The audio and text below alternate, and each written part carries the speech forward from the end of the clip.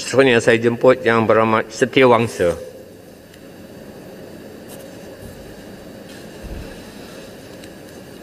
Terima kasih kepada Datuk Pengerusi. Setiawangsa ingin menyentuh pertama sekali butiran 030100 kod 20000 pengurusan pemburuhan negara dan tenaga kerja. Pertama sekali tentang soal pekerja gig.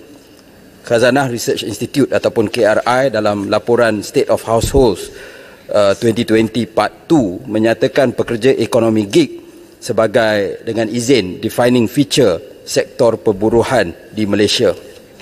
Bila kita bercakap tentang soal ekonomi gig, bila kita buat risalah, promosi dan sebagainya, yang banyak dicetak adalah gambar-gambar pekerja gig berkemahiran tinggi, pekerja IT, malah dengan izin freelance professionals. Tetapi hakikatnya majoriti besar pekerja gig yang ada di negara kita adalah pekerja tidak mahir seperti pemandu ride sharing dan juga penghantar makanan. Namun mereka telah memainkan peranan yang sangat besar dalam soal ekonomi negara kita, menjadi barisan depan bergelut dengan COVID ketika kita duduk di rumah ketika PKP. Masalahnya ialah tiada platform yang ada buat masa ini untuk mereka. Tidak ada kerangka sebagaimana untuk pekerja tetap ataupun untuk pemilik perniagaan, dan mereka masih dianggap bekerja sendiri. Anggaran Bank Dunia menyatakan lebih suku tenaga kerja yang ada di Malaysia ataupun 3.8 juta orang terlibat dalam ekonomi gig.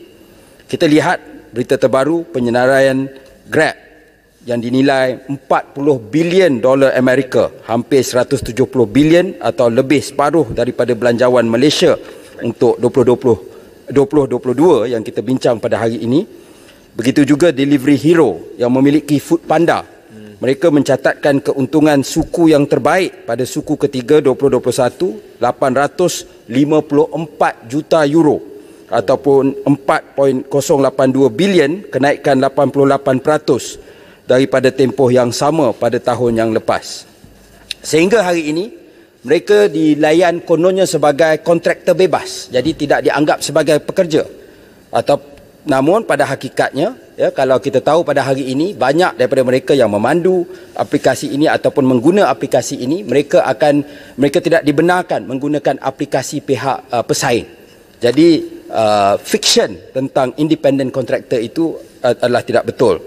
Ramai lepasan sekolah, ramai golongan yang kehilangan kerja, malah graduan terpaksa menjadi pekerja gig, terutamanya ketika COVID-19. Kita sepatutnya melihat kepada perkembangan perundangan di Amerika, khususnya di California dan United Kingdom, untuk merangka kerangka perundangan untuk pekerja-pekerja ekonomi gig. Sampai bila lagi kita nak biarkan perkara ini berlarutan? Seterusnya tentang masalah gaji dan upah, juga di bawah butiran yang sama. Pasaran pekerjaan hari ini ialah pasaran majikan ataupun employers market yang menekan gaji graduan. Banyak kes pemegang diploma dibayar gaji diploma, tetapi majikan mahukan output pemegang sarjana muda. Dan ketiga, saya ingin bertanya tentang perincian My Future Jobs di bawah butiran yang sama. Pecahan kelulusan pendidikan tertinggi pengguna My Future Jobs dan pecahan keperluan pendidikan pekerjaan yang diiklankan di dalam portal tersebut. Yang difahamkan adalah banyak pemohon yang mempunyai kelulusan universiti, tetapi pekerjaan yang disediakan tidak memerlukan pekerja-pekerja yang lulus universiti. Cukuplah kita asyik menyalahkan IPT, menyalahkan graduan, kononnya tidak mempunyai kemahiran yang setara dengan pasaran, apabila sebenarnya kesalahannya terletak di bahu kita kerana gagal membina kerangka ekonomi yang sesuai untuk yang berkemahiran tinggi untuk anak-anak kita pada hari ini. Graduan yang dilahirkan di negara kita pada hari ini 3 kali ganda berbanding pekerjaan yang dicipta setiap tahun. Jadi ini satu krisis yang sangat besar. Dan dalam masa yang terakhir ini hanya ada 2 perkara lagi. Bawah butiran yang sama juga, skim jaminan kerja keluarga Malaysia.